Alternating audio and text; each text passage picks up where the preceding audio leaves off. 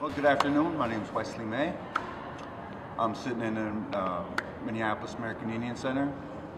We're having an enjoyable conversation about the community and how to bring it together and come together and just share, pass on our knowledge and bear the culture that's been going through us all. You know, we all have a story to tell. We can all find our way to share it.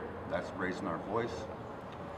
And today I'm just having fun, living life. It took me a long time, about 30 years, a little over 30 years to find my voice, which is what a lot of people look all their lives for, is for their voice.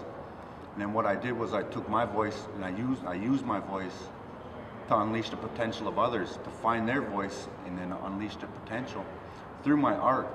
What we do is we go around to art shows, powwows, and community events, and what I'll do is I'll do live paintings with them. What we'll do is we'll start it, because the way we approach this blank canvas is the same way we approach life. Either we'll step up and just do it, or we'll stop, hesitate, not want to mess it up. So where we go with this is, it's just exactly how it is. You know, when we take a step in life, we're hesitant, we don't want to do it because we don't want to mess up. Well, that's what this paint does. It shows us that there are no mistakes in life. And anything that we think that is a mistake, it just pops out. The more we work on it, the more beautiful it'll become. The same with life. When we make a mistake, if we just acknowledge it and step forward and own it and get moving on it and leave it behind, the more beautiful of people we become. And we'll understand that deeper as we go into these paintings. And as we go through life, it's the same way. So when we started this one out, this one's called Self-Portrait of You. Because mainly what it is it's the truth. The truth is in all of us, and we just need to know how to find it in us and let it out. Because what happens is when I started this, I started with the 4 colors, that represents the 4 races. Then when we get on the medicine wheel, it starts representing the 4 parts of being as well. The spiritual, mental, physical, and emotional parts that all make a human whole. So what this goes, when it's spinning and moving around on here, you'll notice when it's spinning and moving, that includes the mixed races and the mixed emotions that sometimes keep a person sane. So that's when it's moving around. So when I started this, the first thing I did on here was I put a big heart, and I made it the same way. Because when it was blank, I start adding myself on there, my first love. My first love is my spirituality. And that's the same way with all of us. We all know there's a creator. We all know it doesn't matter how we praise the Lord, I'll say, or praise the Creator, whatever religion we are, as long as we're praying, as long as we're acknowledging that the Creator there and blesses us daily. So when we work this out, I put one of my hoodies on it, the hoodies that I make. So we put the beadwork on there, we put everything on there that identifies us as natives. So when it goes through, we got the feathers for truth, and the more it comes in, the more it pronounced and standing out it is because I'm alive, I'm free, and I'm happy. And that's what people will realize as they go through life, that it doesn't have to be hard. It can be as simple or as hard as we want it to be. And that's what I do every day. Go around, and I love empowering people. I love showing them exactly that they got so much potential to do anything that they want. And that's life. The Creator puts us through all of these different challenges. And one day, what really happened was I started out, I used to sell dope, I used to drink, I used to party, I used to do all of that stuff. When I started realizing the road I was taking wasn't very bright, I ended up in prison, ended up doing all of this time, and then one day I was sitting at sentencing, I had a DUI, and then I got a DUI on my way to sentencing. So what happened from there was that the judge gave me 66 months plus 108 over my head. So I wasn't ever getting out of prison. But what happened was the judge asked if I had anything else to say, and I said I trust in the Creator. And he gave me all that time anyway, but when I got to prison, what they did was put me in a boot camp program. So by trusting in the Creator let me out in 13 months. I was back on the street. So when I walked out them doors, I thought, well, the Creator gave me this life. I could go back and do whatever I was doing, which I knew where it was going to end up. Or I could take this step of faith in that the Creator's going to take care of me. And that's what I did.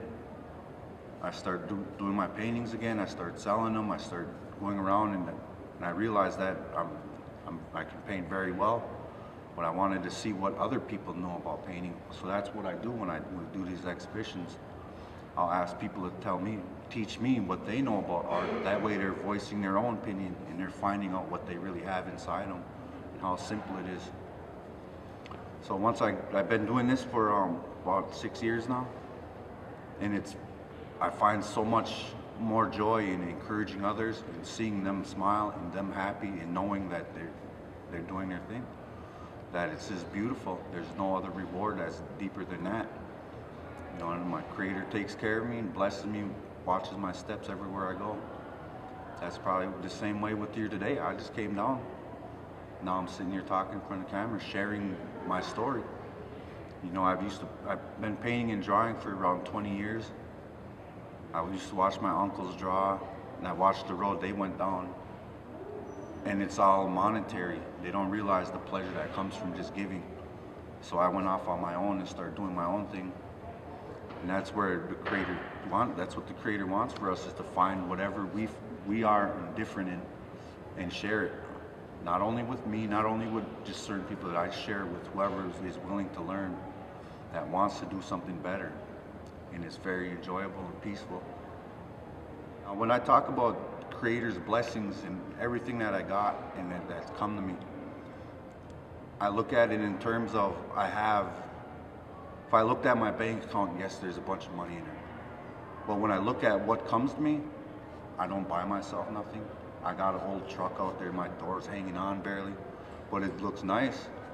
Well, what I do have is, I haven't bought my own clothes, shoes. I've got eagle fans, pipes, all these different stones that all been given to me because I give away what I have. This was a gift. This comes to me from one of my fans. I've got several of these that come to me that people just give to me. These are worth thousands of dollars pretty much because of what goes into them. When they take 2 months out of their life just to make me a gift, that's beautiful. And that's why I give back the way I give back. And I think about spirituality, what we got going on is, I love lodges. They're a place to get centered and find out exactly where we're going in life, how much around us and how much it affects us. You know, when we do these lodges, I don't know what, it more than just purifies what our body is going through, but it purifies our minds and our thoughts, and it helps us to walk out of there free. Because then once we leave there, we can find out, we can put whatever we want on our plate. Anytime, anything we want to do, we go like that. When I go through them lodges, I help at lodges. I don't run them myself, but I help at lodges. We're at 3 different lodges that I go to. They're all around northern Minnesota. And that's what the gifts I'm talking about, when the gifts come in. Like first, we unveiled this big mural. I asked my spiritual advisor to come through and bless the project. And when he come through and blessed it, he also let me know that, hey, we got this lodge over here that needs someone to take care of it. So I was assuming he wanted me to go run it. My first thought, like anyone else's thoughts, is a reason why I couldn't do it, because I don't feel like I'm ready to step into that role. So I said, well, I don't have a pipe. Well, the very next day I was at another event and someone walked up and said, here's your pipe. So I thought, dang, here I am, I gotta walk through this way. And I realized myself, because I didn't want to do it. It ain't that I didn't want to do it, it was like, am I ready for something like this? Then I realized it's just the way I'm walking anyway. It's the way my life rolls. So I feel like now I'm ready to do it. I'll do it. I'm accepting all the Creator's blessings. And we got to realize that when the Creator blesses us with things, He blesses us abundantly. So abundantly that we don't even realize that if we're depressed and feeling bad and that's all we think about, the Creator's going to give us more of it. The more you think and the more you want to go that way, the more the Creator will bless you with more and more of that, doing nothing, doing all that. If you think positive and you just love life and you let the Creator take care of that bad stuff, the Creator will bless you more and more with this, with all the good stuff that's in life, and be able to teach and show other people to just be able to walk and enjoy this life. this is the kind of stuff that I find out and I hear in these lodges. You know, the 7 teachings, all of this stuff comes out deeply. And it comes out in my paintings, and it comes out the way I walk and I talk to people. And it's just enjoyable. Now, would you rather practice a hard life or a good life? That's the main question the Creator asks us, is just to make a decision.